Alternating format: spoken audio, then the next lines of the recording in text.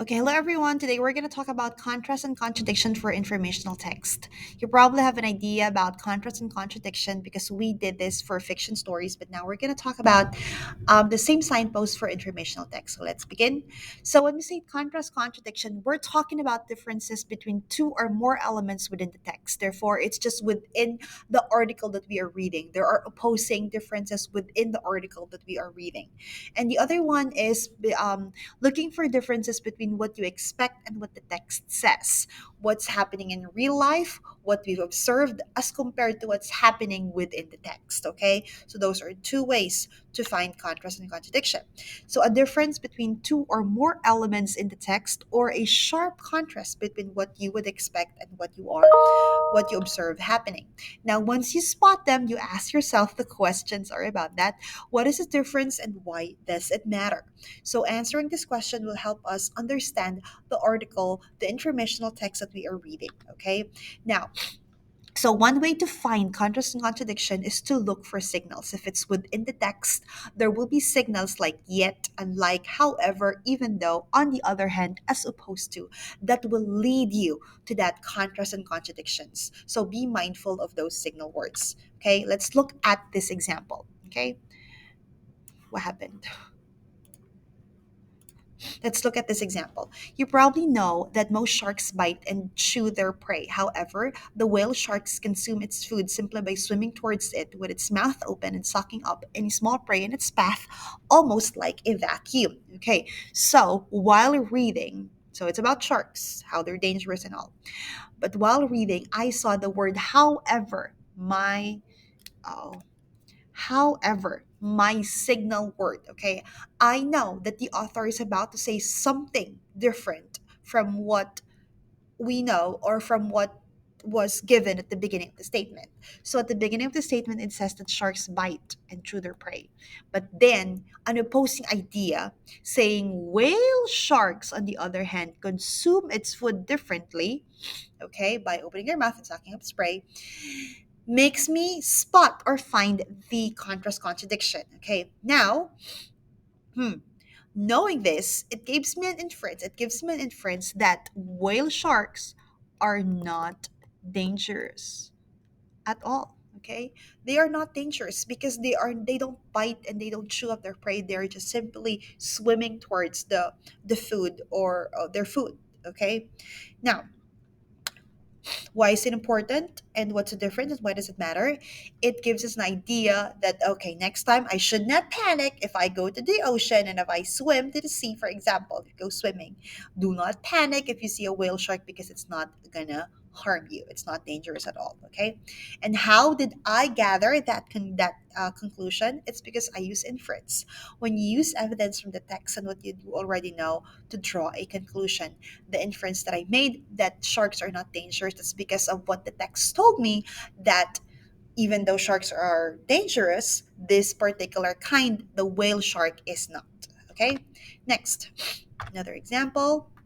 So another way to find contrast contradiction is to look at the text and compare it with your understanding and the things that surprise you within the text. Just like what I said, what happened in real life? What do you know as compared to what's happening within the text? Okay, so that's the point of comparison. Okay, so let's read this article. When one finishes school each day in VLS Australia and Antarctica, he is picked up on a snowmobile by his father. A typical ride home includes sightings of penguins, elephant seals, but no dogs. Dogs have been banned from the area because of the chance they would introduce canine diseases to wildlife there. Though the winters are more brutal and life can be very isolating, there are less than a dozen of students in the school one attends. Many people hope for a chance to live in Via Les Estrellas. Okay, very interesting article, okay? Um, so I'm gonna compare what I know as compared to what's happening in the text.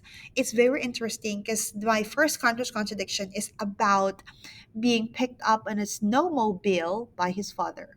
Okay. So what do I know? Here in Arizona or anywhere else other than Antarctica, kids are picked up using what? Cars or school bus, not snowmobile. it gives me an idea that it might be a little dangerous, but it could also be fun, you know. But what I'm trying to say is that this is a contrast contradiction because this is different from what I know and what I observe and what I've experienced as well. Okay. Next, another contrast contradiction is a typical ride home would include sightings of penguins, animal seals. Okay, that's my second contrast contradiction. Why? Here in Arizona, I don't think we'll see penguins and elephant seals on our way home from school. What do we see? Cactus, coyotes, road runners, what else? And probably in some areas, buildings in the Philippines where I grew up. When I go to and from school, I would see buildings, public transportation, people walking on the street. So I would say this is another contradiction because this is different from what I've known and what I see and what's happening in the text as well, or in some cases you have known or you have seen as compared to what's happening in the text. Okay, the third example of contradiction, very interesting. Okay, dogs are banned from the area. Imagine if you're a dog lover and you're not allowed to bring your dog in Via Las Estrellas and Antarctica. That's gonna be, I don't know how it's gonna be like for you. But for what reason? They could introduce canine diseases to wildlife there. Okay?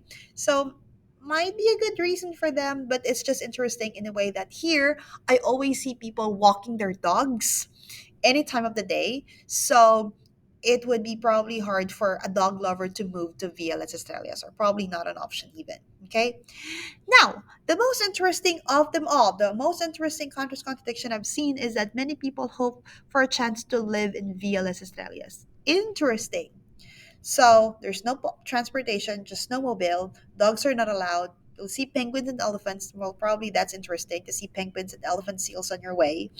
But to live in a place like Villa Las Estrellas, where, what does it say here? Winters are more brutal and life can be isolating. Interesting, because why many people still like to live in Villa Las Estrellas.